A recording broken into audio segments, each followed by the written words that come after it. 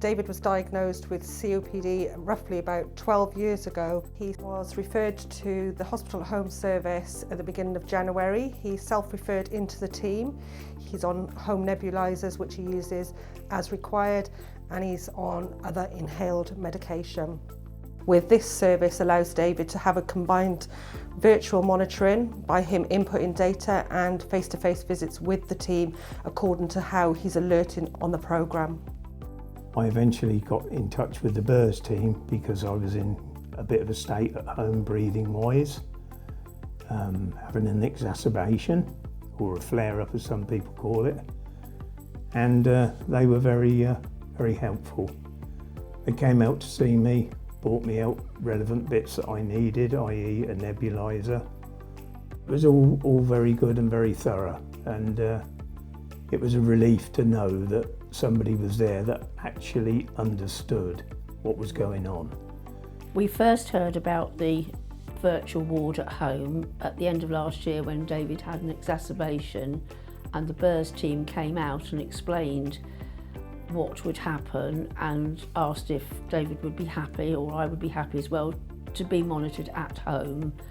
And this is what they've done, and they've left all the equipment, as David said, so he can do his readings twice a day and then submit them. And we know that they are looked at, because if any of the readings are slightly different to the previous, there is a phone call from the nurse within an hour, isn't there, just to check everything is all right.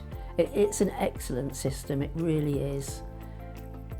And also when you do get the phone call, it's a phone call because something out of the ordinary has cropped up on what you've sent through to the nurses, and it's Gloria just said, reassuring to know that they're across it and looking at it, and they talk you through it, and if it's something out of the ordinary which you've not normally had, we'll say, then something different, it's...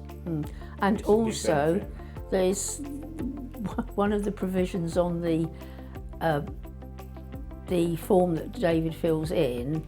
There is provision there to leave a message if you need to, and we have used that before, haven't we? Yes.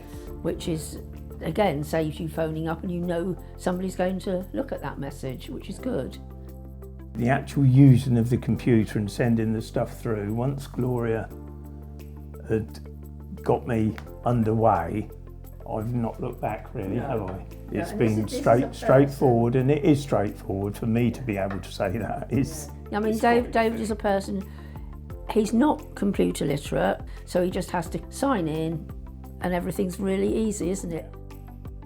Touch wood, I haven't been to hospital, which I'm very pleased about, obviously. I don't want to go to hospital, and apart from the fact I don't think I'd like the food very much. But I think the only reason you haven't been to hospital is because we have this service from the respiratory nurses. If it wasn't for them, then yes, you would have been in hospital, so, yeah. Definitely.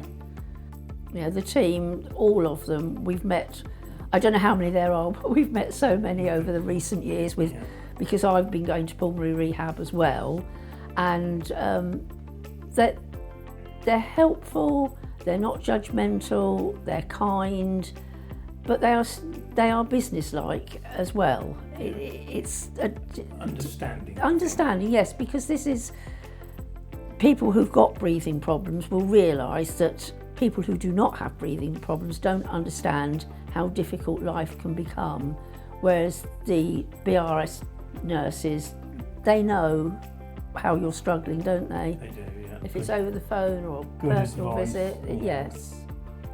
Yeah, they really are. Can't speak highly enough of them.